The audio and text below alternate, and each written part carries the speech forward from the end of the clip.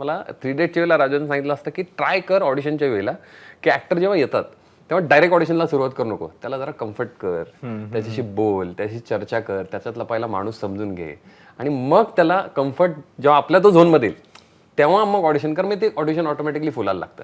तर ती प्रोसेस मी 3 डेट्सपासून फॉलो करत आलोय आणि ती फॉलो करत असल्या कारणाने आत्ताच्या फिल्मला ना कास्टिंगला मला जास्त जड नाही गेलं.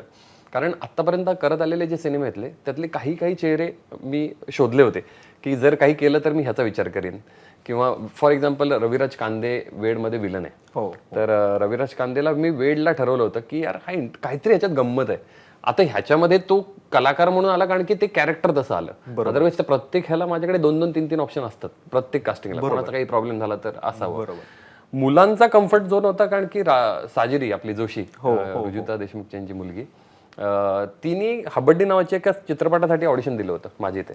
तर त्यावेळेस ठरवलं होतं की काहीतरी स्पार्क आहे या मुलीमध्ये. तेव्हा ती 13 वर्षाची होती पण तो स्पार्क सतत मला जाणवत होता. आणि ही जेव्हा स्क्रिप्ट घेतली लिहायला त्यावेळेस त्या कॅरेक्टरमध्ये लिहिताना मी साजरीच्या पॉईंट ऑफ व्ह्यूनेच लिहित गेलो होतो. अच्छा. सेम गोष्ट माझ्या ह्या 3 मुलांची पण आहे की त्यांना मी म्हणजे आर्यन मेंगजी म्हणून आहे जो 15 ऑगस्टमध्ये काम केलंय, श्रेयस थोरात जो आहे त्याला मी स्कूल कॉलेज आणि राईफ रोहित शर्मांनी एक प्रोड्यूस केली होती फिल्म, त्याच्यात केलं होतं. मंथन माझ्यासाठी नवीन होता.